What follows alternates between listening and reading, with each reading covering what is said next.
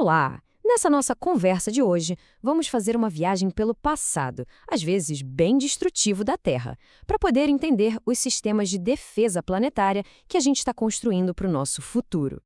Para começar, vamos partir de uma verdade bem básica na história do nosso planeta.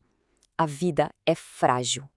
Pois é, ao longo da sua longa história, a Terra já enfrentou pelo menos 5 grandes eventos de extinção em massa. Verdadeiras catástrofes que simplesmente varreram a maior parte de todas as espécies que existiam. Então, para a gente entender a ameaça que pode existir hoje, primeiro a gente precisa olhar para trás, para esses capítulos que foram, sem dúvida, os mais devastadores do planeta. E o curioso é que esses eventos, separados por milhões de anos, tiveram causas bem diferentes. A gente está falando de tudo, desde um resfriamento drástico e a queda do nível do mar, até uma atividade vulcânica apocalíptica que gerou um aquecimento global repentino. Só que a extinção mais recente, e com certeza a mais famosa de todas, foi causada por uma coisa completamente diferente: um visitante que veio do espaço. Foi só em 1980 que os cientistas Lewis e Walter Alvarez acharam a pista que resolveu o mistério do sumiço dos dinossauros. Foi como encontrar uma impressão digital geológica que o asteroide deixou para trás. E 10 anos depois, o local do impacto foi finalmente encontrado. Isso confirmou que uma rocha gigantesca, do tamanho de uma cidade, atingiu a Terra, bloqueou a luz do Sol e deu início a um cataclismo global. Ok, agora é que essa história antiga ganha uma relevância muito, mas muito moderna.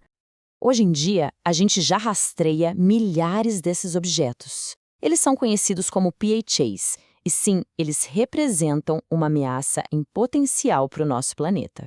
E olha, essa não é uma ameaça distante, não. Asteroides como o Apophis e o Bennu são estudados com muita atenção, justamente porque as trajetórias deles passam aqui, na nossa vizinhança cósmica. Tá, então a pergunta de $1 milhão é: se a gente visse um desses vindo na nossa direção, o que poderíamos fazer? É aqui que entra a ciência da defesa planetária. Um dos métodos é surpreendentemente delicado. A nave espacial nem encosta no asteroide. Ela fica ali do lado por anos, às vezes décadas, e só com a sua própria atração gravitacional, bem sutil, vai puxando o asteroide para fora da rota de colisão, como se fosse um rebocador. Agora existe uma abordagem mais direta, o impactador cinético. Pensa numa partida de sinuca cósmica.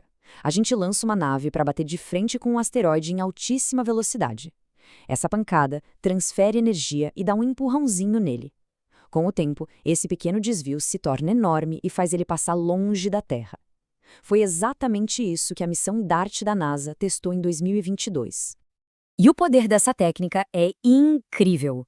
Simulações mostram que o impacto no Apophis, por exemplo, pode alterar a rota dele em milhares de quilômetros, ou seja, a gente sabe que funciona. Agora, se isso já pareceu impressionante, se prepara. O próximo conceito é ainda mais inovador. Parece até coisa de ficção científica. A ideia aqui é genial. Basicamente, a gente prenderia um balão gigante e reflexível no asteroide com um cabo. E daí? A própria luz do Sol, empurrando esse balão, criaria um impulso constante, bem suave. É como usar o Sol como motor para desviar um objeto gigantesco como o asteroide Bennu. É claro que todas essas tecnologias abrem um leque de novas possibilidades, e isso força a gente a pensar no nosso futuro no espaço de uma forma muito mais ampla. Pensa só, a mesmíssima ciência que poderia salvar o nosso planeta de um impacto cósmico também poderia ser usada para guiar asteroides ricos em recursos para órbitas estáveis para a gente poder minerar eles. Isso daria início a uma economia espacial completamente nova. Isso fecha o círculo, né? Porque enquanto a gente desenvolve ferramentas para evitar a próxima grande extinção vinda do céu, muitos cientistas argumentam que nós já estamos no meio da sexta extinção, e essa causada pela nossa própria atividade aqui na Terra. O asteroide que matou os dinossauros deixou uma camada de irídio como sua assinatura geológica. A pergunta que fica é: qual será a nossa? Uma camada de microplásticos sinalizando a extinção que nós mesmos causamos? Ou a marca de uma civilização que usou toda a sua engenhosidade para proteger seu único lar?